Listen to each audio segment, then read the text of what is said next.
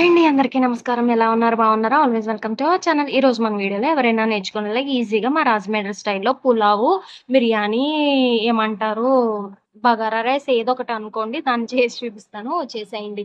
So, అన్నీ వేసి చూడు, నన్ను వేయకుండా చూడు. అదేంటో గెస్ చేసి కామెంట్ చేయండి. మీకు ఫైనల్‌గా అదేంటో చెప్తాను. ఓకేనా? కిచెన్‌లోకి వెళ్ళిపోదాం. లేట్ చేయకుండా స్టవ్ వెలిగించి హండీ పెట్టుకొని డాల్డా ఆయిల్ వేసుకొని ఫ్రై ఏంటండి బాబు నా తలకాయ. సారీ. సో, మరిగిన తర్వాత హోల్ బిర్యానీ మసాలా, జాజికాయ, జాపత్రి, లవంగాలు, యాలకులు, దాల్చిన చెక్క, బిర్యానీ ఆకు, బిర్యానీ పువ్వు అన్నీ వేసుకొని ఫ్రై చేసుకొని, అల్లం వెల్లుల్లిపాయ పేస్ట్ వేసి పచ్చివాసన పోయేంత వరకు ఫ్రై చేసి ముందుగానే కట్ చేసి పెట్టుకొని ఉల్లిపాయలు, పచ్చిమిరపకాయలు, టమాటాలు వేసి బాగా మగ్గనివ్వండి. సో, ఇది మగ్గిన తర్వాత టేస్టింగ్ సాల్ట్ వేసుకోండి. ఇది అన్‌హెల్తీ, మీరు స్కిప్ చేయడమే మంచిది. ఓకేనా?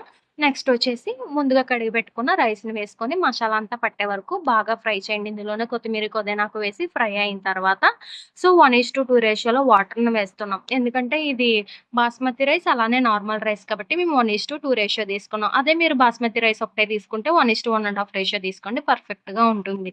సో, ఫైనల్‌గా కొత్తిమీర, పుదీనాకు మళ్ళీ వేసి బాగా మరగనివ్వండి.